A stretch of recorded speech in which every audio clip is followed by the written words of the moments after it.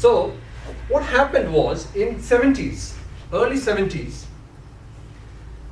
two psychiatrists, therapists, psychologists, okay, people who study behavior and mind and all of that stuff.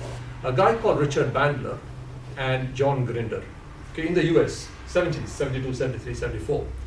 What they did was they were in the university, they were professors in university, professors of psychology. What they did was during their studies and all that, they found that some therapists were more successful than other therapists. You know, so let's say you go with a problem to a therapist, psychiatrist, or whatever you want to call them. Some of them will resolve. You know, nowadays you have life coaches. You have a lot of these people who deal with psychology. Psychology means anything to do with the mind is psychology. Physiology is anything to do with the body, right? So we're talking about the area of psychology. They found that some therapists were way more successful than other therapists. Okay, they cannot come up with all of these things much faster than other people. And they were wondering why. Why are these people more successful, getting more results from their patients than other people? And they started studying what they were doing. And they found some patterns. Okay, they found some patterns. These guys do things differently from other psychiatrists or other therapists. Okay, and they started wondering, so that means if you do this, you get this result. You can do this, you get this result. That's where NLP started. Okay, they started studying these people and they started finding, and then they started putting that down in writing, what these guys do. So they studied some very famous psychiatrists, therapists, like Milton Erickson, one of the most famous therapists ever in the world. Ericksonian hypnosis. Hypnosis came out from him. Yeah, hypnotism actually came out from Milton Erickson. He came up with this thing called hypnotism. Not your traditional, I'm not talking about the magic hypnotism, okay, that's all just tricks of the lights and stuff like that. I'm talking about actual hypnotism. We can hypnotize a person by language and so many other things, and we'll talk about it a little bit.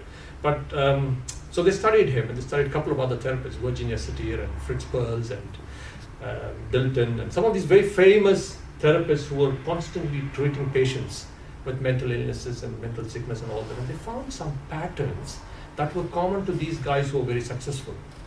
And they said, so let's try and take these patterns and try and give it some structure to see if we use these patterns, will the others be successful?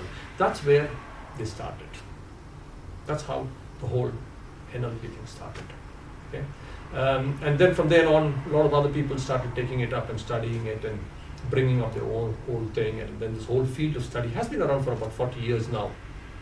But it's only been in the limelight, I'd say, for the last 15 years or so, where now corporates are finding that NLP is a very powerful tool to increase productivity, create better working environments, motivate people to become better employees, and therefore get more productivity into the workplace and better bottom line and profits. But for me, NLP is a great personal development tool. So it just makes you more powerful in all ways. And for trainers, because, well, we are all trainers in some way. If you're parents, we are trainers, Or even if you're not parents, if you've got siblings, you're still trainers because your younger brother or sister comes to you and asks you something. How do you communicate? How do you communicate with kids? How do you communicate with your parents? And so on and so forth. So it's all about, your interaction with other people and understanding how we behave, what are the patterns of thinking, patterns of language, and all of that stuff. So we'll just go into that a little bit, and I'll give you an overview. So we'll spend a lot more time in understanding what this is all about, and then looking at some elements of it.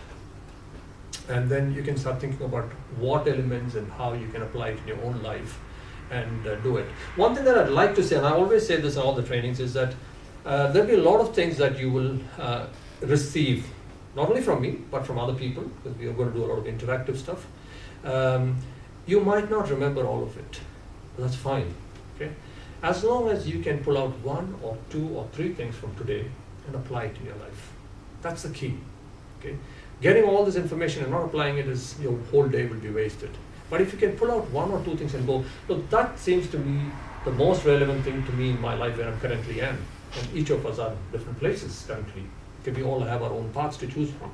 But if you can take 1 or 2 things and go, from tomorrow onwards, or why not tomorrow, why today onwards, from now onwards, I'm going to apply this into my life. And I'm going to practice this, I'm going to try it. Okay? And that is far more powerful than doing it just one thing at a time. Just apply that and you'll start seeing differences, you'll start seeing changes, you'll start noticing this. Other people also will start noticing it.